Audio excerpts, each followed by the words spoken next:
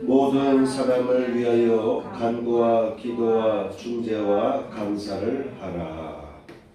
지난주에 이어서 오늘도 같은 제목으로 말씀을 전하겠습니다.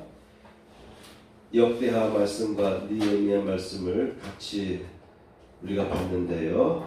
이런 내용들을 연결해서 오늘 말씀을 이어나가도록 하겠습니다. 지난주에는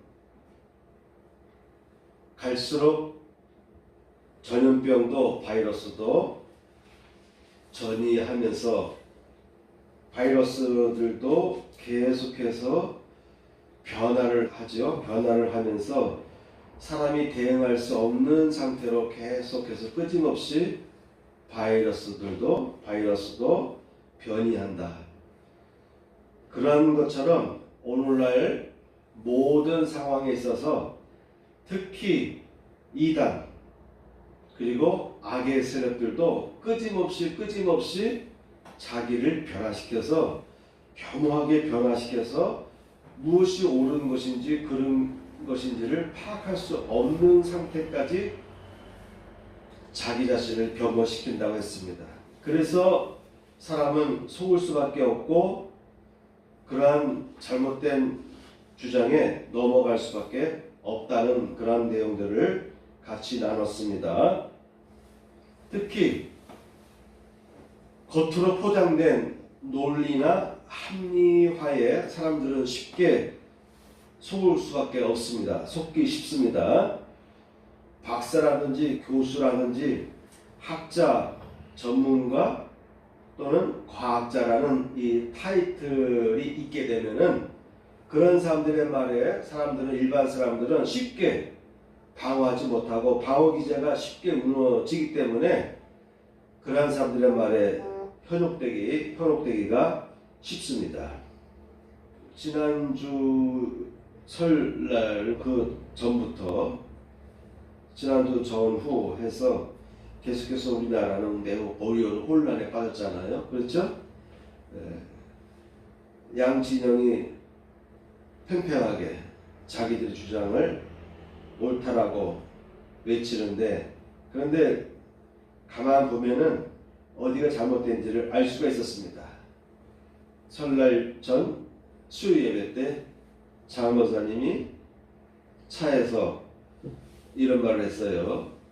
양쪽 이야기를 들어보면 어느 쪽이 잘못된지를 파악할 수 있을 텐데요 라고 하는 말을 해서 내가 이미 세뇌가 돼서 그게 힘들다고 이미 세뇌가 된 상태라 웬만해서는 그런 마음으로 듣다가는 오히려 속게 되고 넘어가기 쉽고 그러한 상황을 판단하기 힘든 상황에 처해 있기 때문에 우리가 그러한 기대를 갖지만 매번 실망하는 것은 이미 잘못된 논리에 세뇌화되어 있기 때문에 그리고 그러한 논리들도 나름대로 이유가 있어서 그런 이유들을 제대로 파악하거나 구분할 수 있는 그 같은 깊은 지식이 없으면은 그 같은 잘못된 내용들을 파악하기 힘든 거죠. 그래서 저는 차 안에서 간단하게 이미 세뇌가 되어 있기 때문에 힘들 것 같다라는 얘기를 제가 했어요. 그만큼 정상적인 눈으로 보면은 어떤 것이 옳고 어떤 것이 잘못된 것이 다 보이는데도요. 정상적인 시각을 갖지 못한 사람은 어떤 것이 옳고 그른지를 모르게 되는 것이죠. 바로 생물학적으로 미생물학적으로 바이러스들도 계속해서 자기 자신을 변화시켜가지고 사람 세포가 내 세포에 들어와서는 안 된다. 내 세포와 결합해서는 안 된다고 거부해야 되는데 이 스파이크 단백질이 사람의 세포와 결합하기에 딱 알맞는 구조 형태로 되어 있고 또한 사람의 세포에서도 두 가지 얘기했죠. 하나는 바이러스 세포와 달라붙기 쉽도록 하는 역할을 하는 것이 있고 또한 이 바이러스 세포가 내 세포 안에 와서 활동할 수 있도록 활성화시키는 작용을 하는 그 같은 요소가 뇌세포 안에서 역사하기 때문에 그래서 코로나 바이러스가 사람에게 쉽게 전이되고 파괴적인 위협을 가했다라고 하는 것이죠. 그런 내용을 통해서 오늘 현실을 볼 때 예전에는 그런 일이 없었는데 예전에는 부끄러움이 있었고 예전에는 금방 누가 잘못했는지를 파악할 수가 있었는데 요즘에는 사람들이 얼굴이 철판을 깔아서 그런지 잘못된 주장을 본인이 알면서도 잘못된 주장을 과감하게 외치는 시대가 되었고 그러다 보니까 듣는 청중에서 보면은 진짜 그런 것 같은 거예요. 그래서 누가 거짓말을 치고 있는지를 웬만해서는 파악할 수가 없는 그러한 단계까지 왔다라고 하는 것입니다. 좀 더 사회적인 얘기를 해볼까요? 우리나라의 페미니즘이라 해가지고 여성들의 인권을 회복하고 주장하는 이와 같은 운동들이 우리나라에 있었어요. 그런데 그러한 여파에 대한 안티 세력이 나타날 수밖에 없잖아요. 그렇죠? 왜 그런 거 했더니 예전에는 공무원이 되려고 하면은 시험을 보는데 남자들은 플러스해줬어요. 공무원 시험을 보는데 한동안 우리나라에 보면은 공무원 경쟁률이 뭐 50대 몇, 60대 몇, 8, 90대를 넘어서 100대를 넘어가지고 그죠? 100 몇십 대 1 뭐 이런 적도 있었죠. 그런 때 보면은 남자들은 공무원 시험 치면은 군대를 갔다 온 사람들은 군필자에게는 부가 점수를 줬어요. 그러다 보니까 공무원 사회에 진입하는 신입 사원들 보면은 대부분이 남성들이 많을 수밖에 없어요. 그렇죠? 사실 학교도 마찬가지고 예전에는 기간 자체 보면은 일찍을 쓰잖아요. 그죠? 그런데 여성들이 쓰기가 좀 문제가 있잖아요. 그러다 보면 남성들 중심으로 일찍을 쓰는 경향도 있습니다. 요즘에는 일찍도 최소화시키고 또 외부 용역업체를 동원해서 활용하기도 하는데 만약 초등학교에 여자 교사가 자택 있으면 여자 교사들이 일찍을 쓰게 되면 어떤 일이 벌어지겠어요? 그런 것처럼 일반 공직사회에 남성들을 선호하는 어떤 현상이 있었어요. 그러다 보니까는 가급적이면 남성들이 합격하게 되고 거기다가 군필자들이 플러스 점수가 있으니까 일점 가지고도 떨어지고 합격하는 일이 생기는 가운데서 상당하게 여성들에게 불리했던 것 같아요. 그러다 보니까 어느 날 그 제도가 없어졌어요. 없어지다 보니까 또 어떤 일이 벌어지냐면 남성들 쪽에서 볼 때는 불리한 거예요. 왜? 군대를 2년 갔다 오잖아요. 요즘엔 그나마 많이 줄었지만 2년 안팎으로 해군 공무는 더 3개월이니까 더 오래 근무하죠. 그러니까 그런 기간 동안에 학교를 떠났다가 다시 2, 3년의 공백 기간을 가지고 학교를 복학하면은 다시 공부하기 힘들어요. 제가 그건 알아요. 제가 다닐 대학교 때도 제 동기들이 공부할 때 어려움 느낀 걸 봤기 때문에 압니다. 군대 가서 2년, 3년 동안 있다가 돌아오니까 머리가 막히는 거예요. 2년, 3년 동안 머리가 썩혀 있다가 그들 말로는 머리가 썩혀 있다가 다시 학교 돌아오니까 암기도 잘 안 되고 이해도 안 되고 대학교에서 진행하는 수업을 따라갈 수가 없어요. 그래서 보통 6개월 정도는 매우 힘들어하는 것을 제가 봤습니다. 그런 일반 대학도 마찬가지죠. 그런 가운데 대학교 복귀해서 다시 1, 2년 공부 더 한 다음에 대학교를 졸업하고 나서 취업을 해야 되는데 일반 회사든 공무원이든 해야 되는데 여성들은 군대를 안 갔다 오니까 계속해서 공부를 이어갈 수 있잖아요. 공부를 더 잘하게 되고 남성들은 군대를 갔다 오니까 오히려 또 남성들이 피해를 보는 일이 벌어지다 보니까 남성들 중에서 여성들에 대한 피해의식이 또 생기기 시작해요. 그러다 보니까 페미니즘에 대한 비판하는 그런 사람들이 생기게 되고 자신들의 위치를 회복하려고 하는 그런 운동이 일어났어요. 그래서 점점 갈등 구조가 풀려야 되는데 풀리질 않아요. 이 문제 풀리고 나면 다른 문제가 생기는 것이고 이 문제를 풀고 나면 다른 문제가 생겨요. 그래서 지난 주의 설교 내용 중에서 라인홀드 니버라는 분이 얘기하기를 인간 사회 공동체에는 쉽게 말하면 유토피아가 이루어질 수 없다. 영원한 평화는 이루어질 수 없다. 그분이 예를 들었는데 프랑스에서 혁명이 났잖아요. 왕정을 무너뜨리고 민주주의 제도가 생기는데 공화정이죠. 영국은 그 같은 유혈혁명이 생기지 않았지만 프랑스에서는 유혈혁명이 생겼어요. 그래서 그 혁명에 대한 오페라 또 우리가 한번 몇 년 전인가 오래전에 영화로 본 적이 있지 않습니까? 그런데 그분의 시각에서 볼 때는 그 라인홀드 니버 그 목사님 교수 기독교 윤리학 교수 그분이 본 관찰에 의하면은 그러한 혁명을 일으켰음에도 불구하고 그 결과가 오래가지 못하고 다시 사회는 구조악에 의해서 어려움을 당한다는 거예요.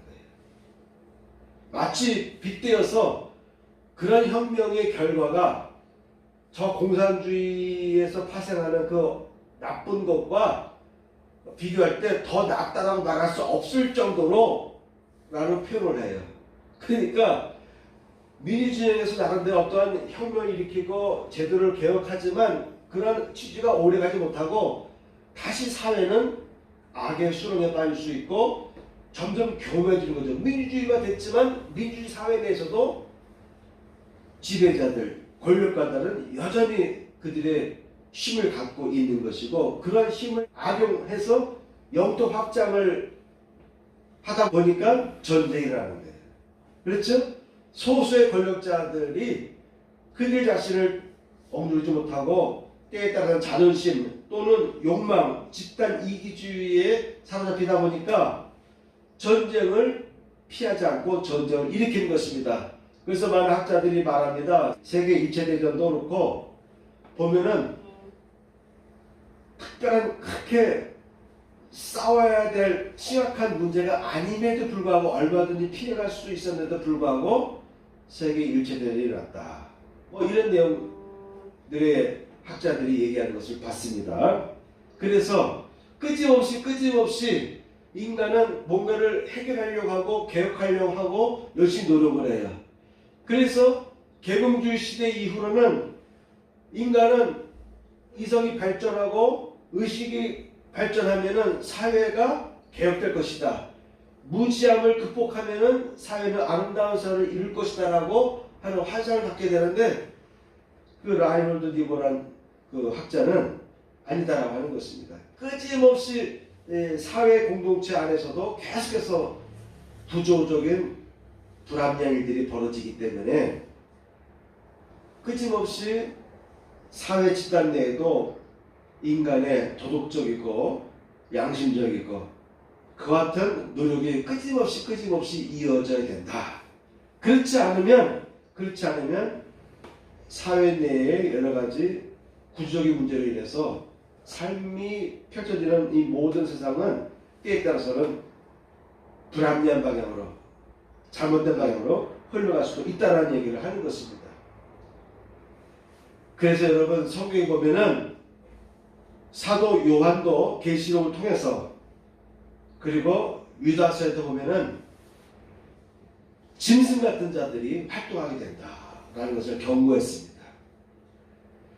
구약 성경에서는 짐승이라는 한정의 단어를 많이 사용을 했습니다. 주변 국들에 대해서 짐승이라는 단어를 통해서 어떤 특정적인 나라 또는 왕을 비판하는 예언하는 그런 내용을 구약 성경에서 곳곳에서 우리가 볼 수가 있는데 신약 성경에서도요 유다서에 보게 되면은 이성 없는 짐승 같아서라고 되어 있어요. 이성 없는 짐승 같은 인물들이 활동하게 되는 거예요. 요한계시록도 마찬가지입니다. 그래서 우리 크리스찬들은요 이성 없는 짐승들이 출현하는 것을 막아야 돼요. 그런데 요즘 세상 돌아가는 것을 보게 되면은 점점점 이성 없는 짐승들이 출현할 수 있는 그 어떤 환경을 만들어주는 것 같아요. 예전에는 부끄러움이 있었어요. 그렇죠? 뉴스 한번 터져가지고 누가 이러이러한 일을 행했다, 잘못한 일을 범했다라고 하면은 바로바로 사임하고 덮으려고 노력했잖아요. 근데 요즘에는 그런 부끄러움이 없어져 버렸어요. 부끄러움이 없다는 말은 뭐냐면 이성적인 기능이 마비됐다는 거 아니겠습니까? 여러분의 마음속에 양심의 가책이 있으면요, 못 견뎌요, 못 견뎌요. 어떤 사람에게 특별하게 이성이 강하게 역사하면요, 자신의 본능까지도 이겨나갈 수 있는 결단을 할 수가 있어요. 그런데 마귀는 바로 이와 같은 인간의 양심을 공격하는 거예요.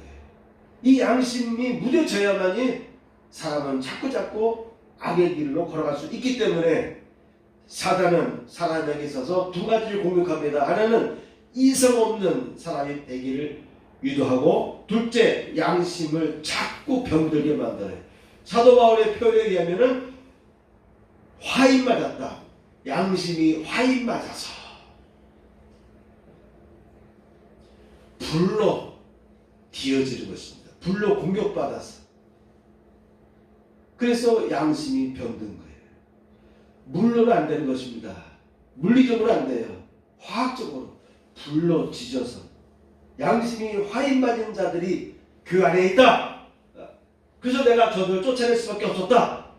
그 중에 아무개가 있었다 라고 사도 바울이 말할 정도로 초대교회에도요, 이성이 없는 그 같은 신앙인들이 팔을 치기도 했습니다. 이걸 좀 더 강하게 말할 때는 이성이 없는 짐승들이라는 말을 표현하기도 합니다. 그 안에서도 이런 사람들이 나올 수가 있는 거예요. 그 밖에는 더욱더 그렇죠. 오늘날 시대는 더욱더 이와 같이 이성 없는 짐승들이 판을 치는 시대가 도래하기 쉬운 그런 여건 속에 있다라고 한 것입니다. 그래서 라이올드 리버는 최고의 이상은 무사성이다. 원셀프니스.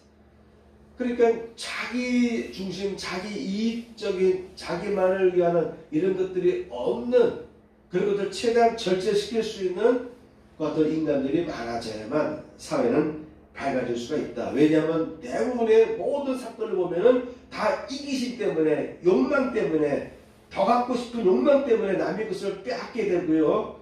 그러다 보니까 분쟁이 생기고 갈등이 생기는 것이다 라고 얘기하는데요. 여러분들이 이렇게 교회 다니고 또 기독교인에서도 그나마 정상적인 파악을 하고 있음에도 불구하고 여러분의 부모님들조차도 잘못된 사상의 주의에 취해되어 있잖아요. 그러니 일반 사람은 오죽하겠습니까? 자, 그래서 우리나라가 아주 어려워요. 한 고비 넘어가지만, 그래서 제가 말씀 내용을 나라를 위해서 기도해야 된다. 설날 때부터 선포하고 오늘까지 이어져간 것입니다. 지난주 내용에 보면은 내가 첫째로 권하노니, 강력하게 권한다는 뜻입니다. 모든 사람을 위하여, 모든 사람들을 위하여. 여러분 주변에 있는 모든 사람들을 위해서 기도하시기 바랍니다. 물론 알고 있는 사람들 먼저 기도해야겠죠. 그러나 또한 내가 알지 못하는 사람들을 위해서도 기도해줘야 되는 것이에요. 간구하라. 그냥 막연하게 기도하는 것이 아니라 간절한 마음으로, 나 자신을 위해서 간절한 마음으로 애써 기도하듯이 모든 사람들, 내 주변에 있는 모든 사람들을 위해서 간절한 마음으로 간구하라. 그런데 이어서 기도하라고 되어 있어요. 간구나 기도나 다 같은 내용인데 좀 강약이 다른 것 뿐인데, 하필이면 왜 사도 바울은 간구, 기도, 그 다음에 우리말로는 도구라고 있는데 중재라는 말로 이해하시면 되겠습니다. 중재. 하나님과 저 사람들 사이를 중재하는 기도.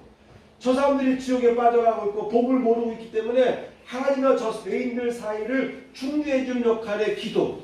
주여 저들을 용서해 주시옵소서. 저들이 알지 못하고 저 어떤 잘못된 길을 걸어가나이다.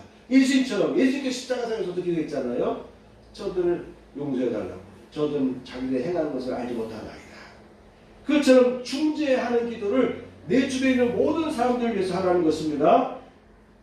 네 번째, 감사를 하라. 감사의 기도를 하라. 모든 사람들을 위하여 감사를 하라.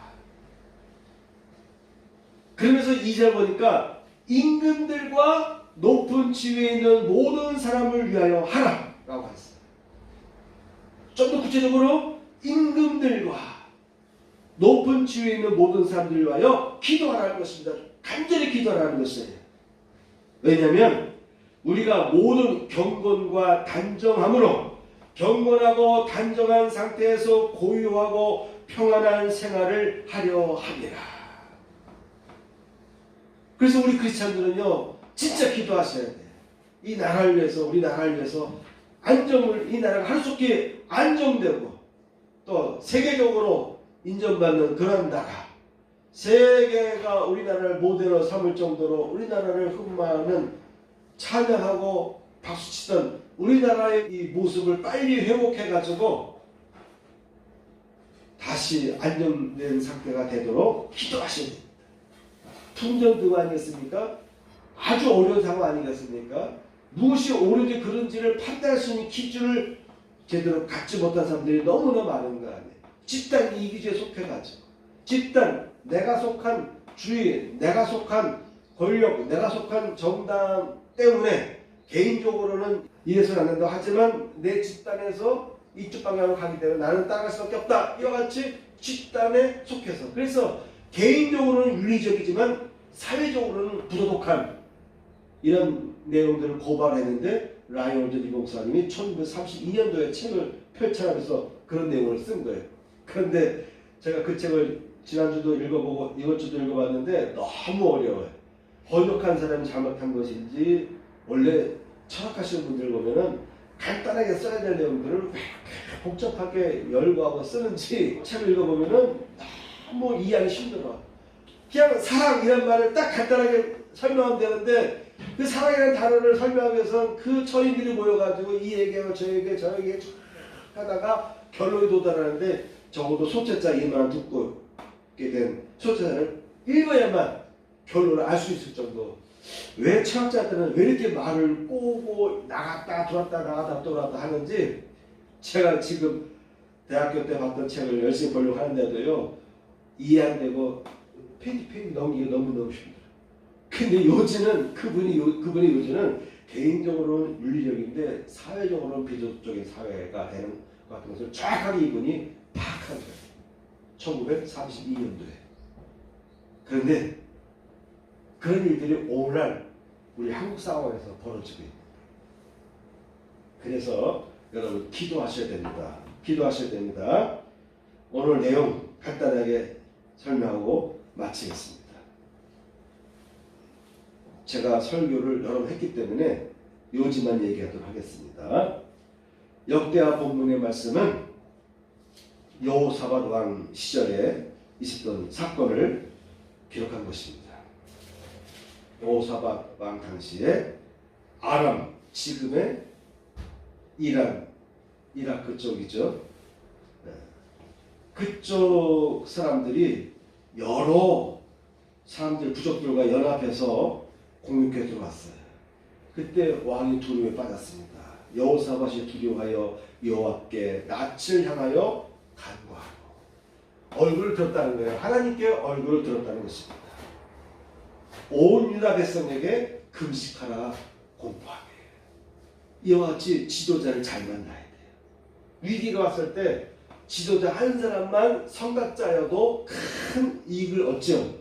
이순신 같은 사람 한 사람을 통해서, 물론 많은 조력한 협력자들이 있었지만 그래도 한 사람, 유성룡 같은 사람들로 인해서 인지대를 우리가 극복할 수 있었던 것인데, 그런데 이왕이면 이 슬기로운 사람은 자기 권력을 잘 사용해서 백성들에게 선포하는 거예요. 온 백성들에게 금식하라. 나와 우리 모두는 금식할 것이다. 이 문제는 오직 하나님만이 도와줄 수 있다는 것을 선포한 것입니다. 그렇던 여호사밧의 선포에 대해서 온 백성들이 동참을 했어요. 그때 하나님의 영이 온 회중 가운데서 레위 사람 아이사엘에게 임하셨다라고 되어 있어요. 그래서 나온 유명한 말씀 내용들이 뭐냐면은 이 전쟁은 너희에게 속한 것이 아니요 하나님에 속한 것이니라. 이 전쟁에는 너희가 싸울 것이 없나니 대열을 이루고서서 너희와 함께한 여호와가 구원한 것을 보라. 유다와 예루살렘아 너희는 두려워하지 말며 놀라지 말고 내일 그들을 맞서 나가라. 여호와가 너희와 함께하리라 하셨느니라. 이어서 너희 하나님 여호와를 신뢰하라. 그리하면 견고히 서리라. 그의 선제를 신뢰하라. 그리하면 형통하리라. 이와 같은 명언의 구절들이 바로 여호사밧 시대에 여호사밧 이 한 왕이 금식을 선포함을 통해서 하나님이 감동하시고 그 기도를 들으시고 응답하셨던 그런 내용 속에 나오는 중요한 선구들입니다. 이 전쟁은 너희에게 속한 것이 아니다. 하나님께 속한 것이다. 너희는 싸울 곳이 없다. 하나님이 친히 싸울 것이다. 너희는 서서 너희와 함께한 여호와가 구원하는 것을 봐라. 너희 하나님 여호와를 신뢰하라. 그리하면 견고히 서리라. 이런 내용들이 바로 이러한 사건 속에서 벌어진 것입니다. 한 가지만 더요. 아까 두 번째 읽었던 느헤미야서는 이스라엘 백성이 페르시아에서 돌아왔습니다. 아직 나라로서 인정된 건 아니고 페르시아의 식민지로서 이 느헤미야가 이 식민지의 총독까지 세워집니다. 그리고 한편에서는 에스라라고 하는 학사 겸 제사장이 같이 두 인물이 예루살렘에서 중요한 역할을 하는데 이스라엘 자손들이 성읍에 거주하면서 7째 달에 이르렀어. 양력으로 말하면 9월이나 10월을 의미합니다. 이때 모든 백성이 일제히 수로 앞 광장에 모여서 학사 에스라에게 여호와께서 이스라엘에게 명하신 모세의 율법책을 가져오기를 청하네. 백성들이 오히려 율법이 무엇인지 어떻게 우리가 앞으로 살아야 될지를 청한 거예요. 그래서 율법책을 가져가서 회중 앞에서 낭독을 합니다. 이때 남자나 여자나 알아들을 만한 모든 사람 앞에서 수문 앞 광장에서 새벽부터 정오까지 남자와 여자나 알아들을 만한 모든 사람 앞에서 읽음에 무릇 백성이 그 율법책에 귀를 기울였다라는 내용이 나옵니다. 읽고 그들이 땅에 엎드리고 아멘 아멘 하면서 그들이 엎드려 얼굴 땅에 대고 하나님 앞에 경배하기도 하고요. 그들이 율법을 들어보니까 우리가 율법대로 살지 못한 것이 너무너무나 깨닫게 되는 거예요. 가슴 아프게 막 양심이 고발하기 시작하는 것입니다. 그래서 이 백성들이 울기까지 했습니다. 이런 부흥운동이 일어나게 됐습니다. 이와 같이요. 그래서 느헤미야 9장에 보게 되면은 그날 20 날에 이스라엘 자손이 다 모여 금식하며 굵은 베옷을 입고 티끌을 무릅쓰고 모든 이방 사람들과 절규하고 서서 자기 죄와 조상들의 허물을 자복했다. 이 날에 낮 4분의 1은 그 제자리에 서서 그들이 하나님 여호와 율법책을 낭독하고 낮 4분의 1은 죄를 자복하고 그들이 하나님 여호와께 경배하였다. 백성들이 부르짖어서 기도하는 거예요. 우리가 이와 같은 죄를 졌습니다. 율법을 몰라서 이와 같은 죄를 졌는데 다시 이러한 죄를 짓지 않게 해달라고 막 울면서 부르짖으면서 탄식하면서 기도하였습니다. 이와 같이 국가적으로 어려움 당할 때, 위기를 당할 때, 그럴 때일수록요 크리스찬들이 기도하셔요. 특히 저와 함께 예배드리는 여러분들 매일매일 나라를 위해서 꼭 기도하시기 바랍니다. 간절히 기도하시기 바랍니다. 이 땅이 다시 정상화되도록 양심이 회복되고 윤리적인 사회, 공의로운 사회, 정의가 실현될 수 있고 부끄러움을 부끄러움으로 받아들일 수 있고 파악할 수 있고 악의 길이 악의 길이다라고 파악할 수 있는 양심이 마비되지 않고 양심이 살아있고 이성이 마비되지 않은 그런 사회가 속히 되도록 기도하셔야 됩니다. 아주 어려운 상황에서 우리 크리스천들이 간절한 마음으로 기도를 해야만이 사도 바울 말처럼 너희가 경건한 중에 고요히 평화롭게 살기 위해서는 기도해야 된다. 그래서 여러분, 우리가 모든 경건과 단정함으로 고요하고 평안한 생활을 하려 합니다. 전쟁이 가서 안 되는 거예요. 서로 우리가 민족이 너무 당파적인 싸움 일어나가지고 나라가 어려운 나라 안 되는 것이죠. 그런 당파 싸움 때문에 우리 조선이 무기력하게 되고 결과적으로 결과적으로 일본한테 나라를 빼앗긴 거 아니에요? 눈을 뜨고 빼앗긴 거 아니겠습니까? 그래서 기도하죠. 평안하려면 기도하셔야 됩니다. 나라가 잘 되도록. 고위공직자들에게 양심이 살아 역사하고 이들의 이성의 기능이 살아 역사하도록 우리가 기도해 주시죠. 그래서 오판하지 않고 잘못된 무리에 들어가지 않고 나라가 하루속히 안정될 수 있는 사회가 되도록 여러분 기도하시길 축복합니다. 아멘. 찬양 한 곡 부르겠습니다. 나는 비록 약하나